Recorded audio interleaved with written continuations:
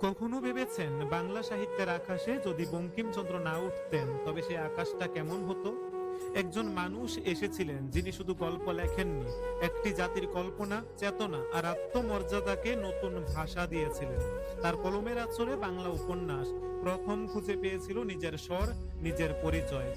তিনি লিখেছিলেন প্রেম, লিখেছিলেন সমাজ, লিখেছিলেন মানুষের অন্তর্দ্বন্দ্ব।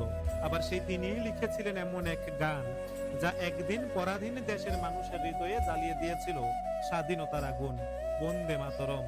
আজ তার জন্মদিন। ক্যালেন্ডারের একটি তারিখ নয়, বাংলা সাহিত্য প্রেমীদের কাছে এটি কৃতজ্ঞতা প্রকাশের দিন। কারণ বঙ্কিমচন্দ্র চট্টোপাধ্যায় শুধু একজন লেখকের নাম নন, তিনি বাংলা নবজাগরণের এক দীপ্ত অধ্যায়।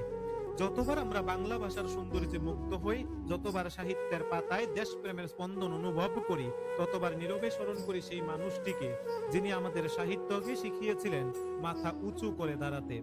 সাহিত্য সম্রাট বঙ্কিমচন্দ্র চট্টোপাধ্যায়ের জন্মদিনে জানায় গভীর শ্রদ্ধা ও প্রণাম।